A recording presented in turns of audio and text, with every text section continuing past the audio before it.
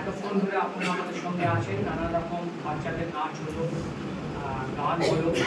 এবার আমরা একটা শ্রুতি নাটক করছি, বেশি সময় নেব না, আপনাদের 10-12 মিনিটের এটা আছে। আমরা শুরু করছি রবীন্দ্রনাথ ঠাকুরের নিষ্কৃতি। আমরা কারা কারা করছি সেটা আমরা নাটকটির পরে বলবো। আমাদের এই নাটকটি আজকে যেখানে আমরা মধ্যস্থ করছি, এটার পরিচালনা আমাদের করেছেন শ্রী রাজেশ দত্ত অর্থাৎ শিবু, আর আবহাওয়া সঙ্গীতে আছেন শ্রী সন্দীপন ব্যানার্জি। আমরা শুরু করছি আমাদের আজকের নাটক কবিগুরু রবীন্দ্রনাথের নিষ্কৃতি।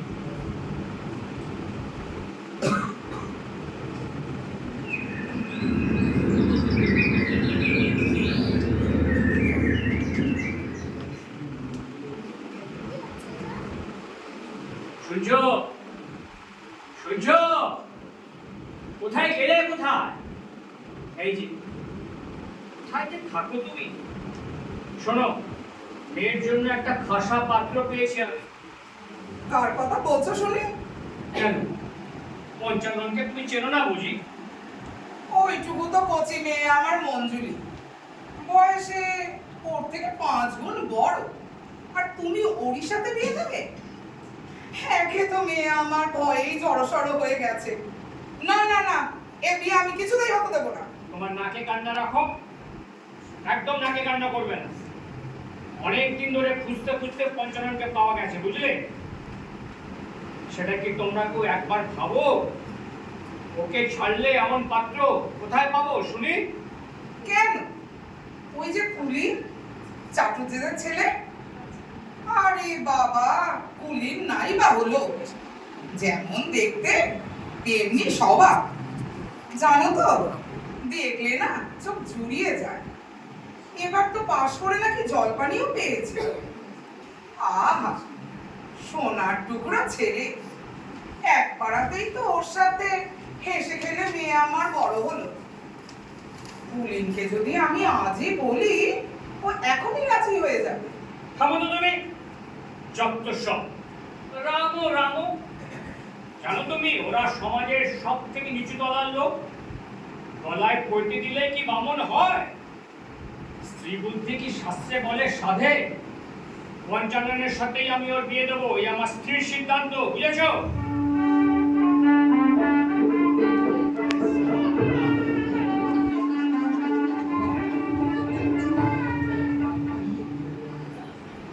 মঞ্জুলিকার যে কি হবে, ওর মা সব বুঝেও বিয়েটা আটকাতে পারল না। এদিকে ওর বাবা ধর্ম ছাড়া কথাই বলে না। পাড়ায় শুনলাম পুরো পঞ্চাননের সাথে ওর বিয়ে হয়ে গেছে। শুনলাম গিনি দিয়ে বরের বাড়ি মুখ দেখেছে। মঞ্জুলিকার বাবা আবার তুমি সাবিত্রীর মতো হও বলে নাকি আবার আশীর্বাদও করেছে। ভাবছি ওদের বাড়ি গিয়ে ওর মার সাথে দেখা করব।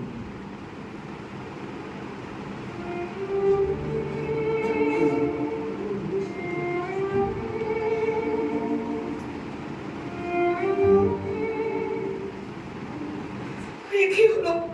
এ আমার কি হলো? সর্বনাশ হয়ে গেল, আমাদের সর্বনাশ হয়ে গেছে। কি ভাগ্যের পরিহাস বলো।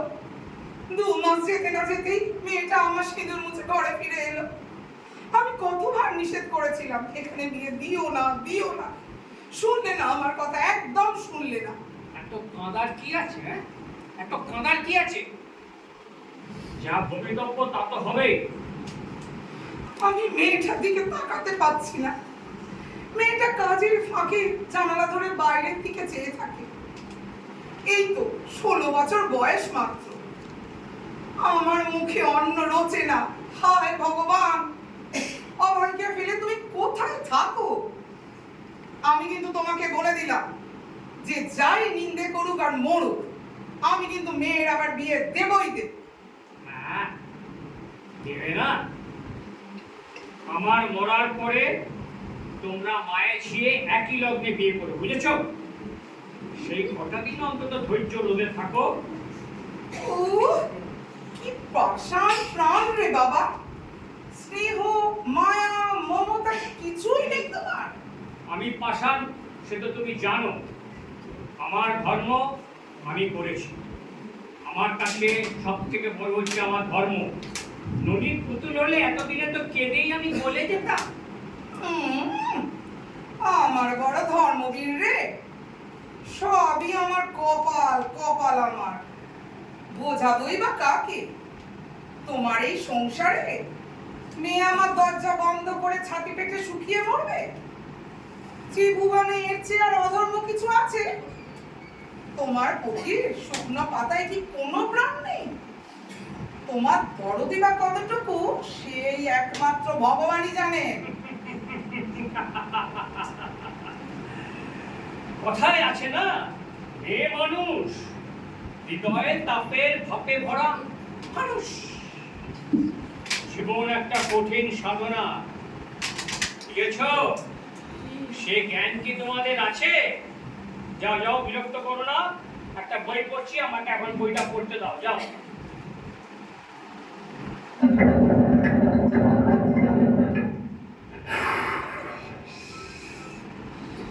তোমার ওই একটাই কাজ, গড়গড়া টানা আর ট্রেনের উপন্যাস পড়া।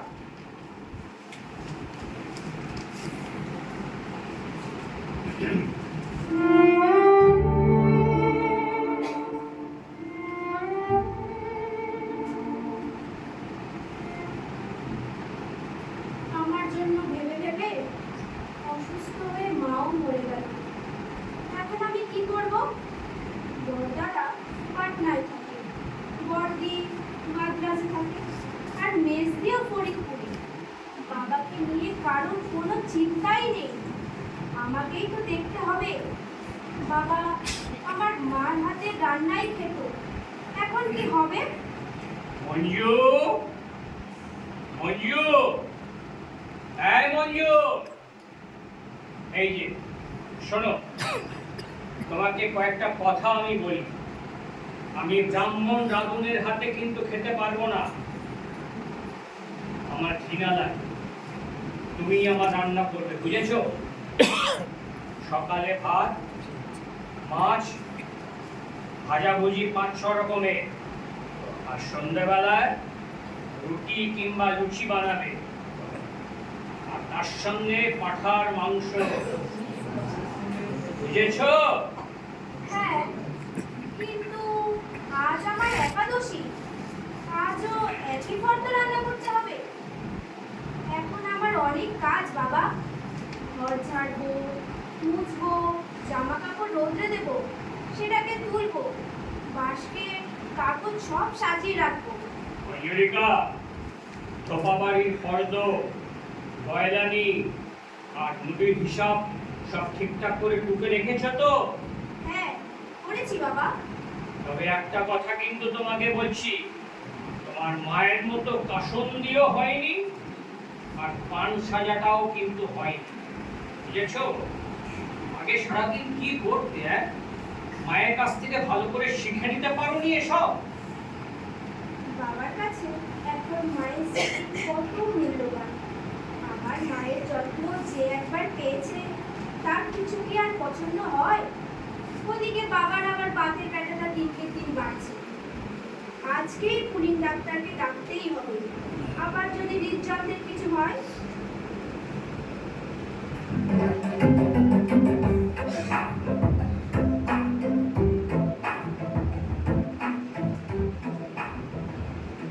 মঞ্জু, তোমার বাবা এখন আগের থেকে অনেক ভালো আছে।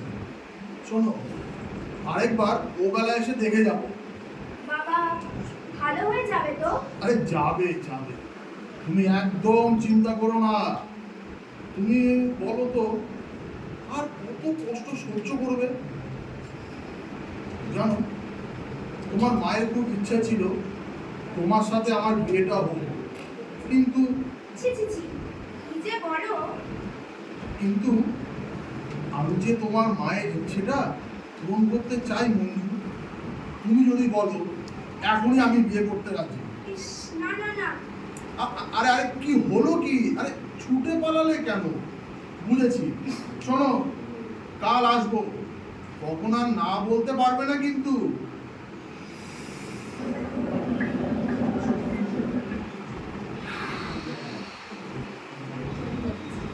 বুঝেছি। চক্রবর্তী মশাই, মঞ্জুকে ধন্য বলছো তো? ও তো সারাদিন সংসারের কাজে আমার সেবাতেই তো কাটিয়ে দিল। হ্যাঁ, দেখতে হবে তো কার মেয়ে বলো। ব্রহ্মচর্য ব্রত আমার কাছেই তো শিক্ষা, না হলে তো সব অন্যরকম হয়ে যেত। বাবু, এই যে পুলিন ডাক্তার, এসো এসো, ভেতরে এসো। তা এখন কেমন আছেন? তাই ভাবলাম একবার দেখেই আসি। বেশ ভালো আছি ডাক্তার, বেশ ভালো আছি। এই যে দেখছো, বন্ধুদের সঙ্গে গল্প করছি, বেড়াচ্ছি, খাওয়া দাওয়া করছি। তাহলে তো আর কোনো চিন্তা নেই। তাহলে আমি এখন যাই কাকাবাবু। হ্যাঁ হ্যাঁ হ্যাঁ, এসো এসো এসো। তা বুঝলে চক্রবর্তী মশাই? মঞ্জু, মঞ্জু শোনো, ওই ঘরে চলো, কথা আছে। হ্যাঁ হ্যাঁ, বলো তাড়াতাড়ি, বাবা এক্ষুনি ডাকবে। দেখো, তোমার মার মৃত্যু সবে 11 মাস হয়েছে। আমি একটা গুজব শুনছি তোমাদের বাড়িতে নাকি আজকাল ঘটক আনাগোনা করছে। জানো, আমিও যা শুনছি সব সত্যি তাহলে। তাই তো দেখি ঘরে নানান রকম বিলিতি আসবাব আসছে। আজকাল বাবার নতুন করে সাজসজ্জাও বেড়েছে। গোবর কৃষ্ণ পুরোও কালো করেছে, পাকা চুলও কটা করেছে, চাদরে জামায় যখন তখন গন্ধ মারছে। জানো, মার কথা ভীষণ মনে পড়ছে আমার। বাবা মাকে অপমান করছে না। এবার লজ্জা ভয় ছেড়ে আজই বাবাকে বলবো, তুমি এখন বাড়ি যাও, তোমার সাথে পরে কথা বলবো। ঠিক আছে, আমি ব্যবস্থা করে তারপর আসছি, কেমন?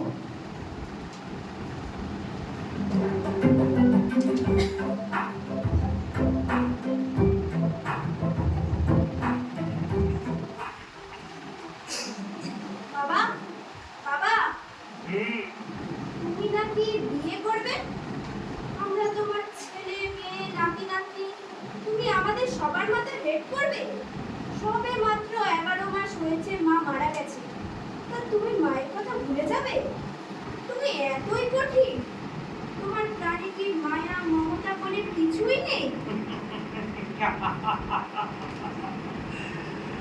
তুমি বাচ্চা মেয়ে, আমি যে কঠিন তা তো সবাই জানে।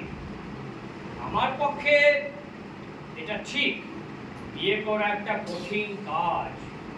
কিন্তু তুমি কি জানো, স্ত্রী না থাকলে গৃহধর্ম অপূর্ণ হয় যে।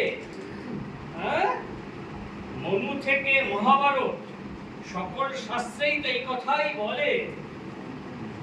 ধর্মের পথে হাঁটা অত সহজ নয়, বুঝেছ মঞ্জু? যে কাপুরুষ সে দুঃখ দিতে ভয় করে, তারা কেনই যে পৃথিবীতে আসে কিছুই বুঝতে পারি না। যাও, আমাকে আমার কাজ করতে দাও, আমার অনেক কাজ বাকি আছে, তুমি যাও। মঞ্জু, মঞ্জু এদিকে শোনো, শুনছো? তোমার বাবা কাল বাকরগঞ্জে বিয়ে করতে যাবে, বুঝেছো? এই সুযোগে আমরা দুজনই কাল বিয়ে করবো, বুঝেছো?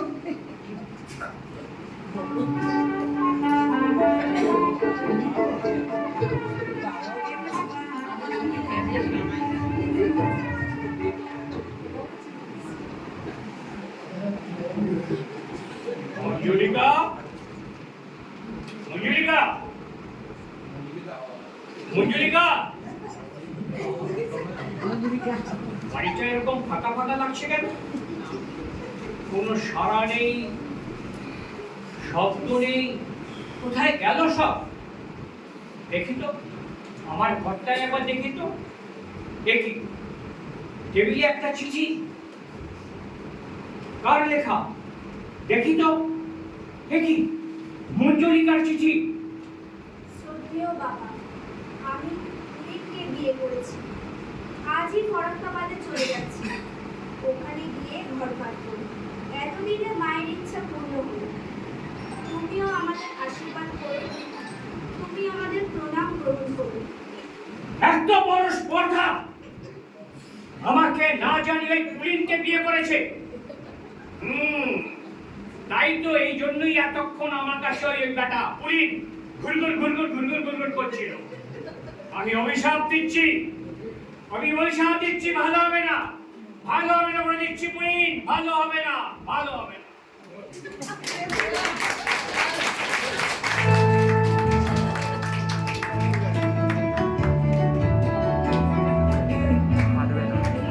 নামগুলো বলুন।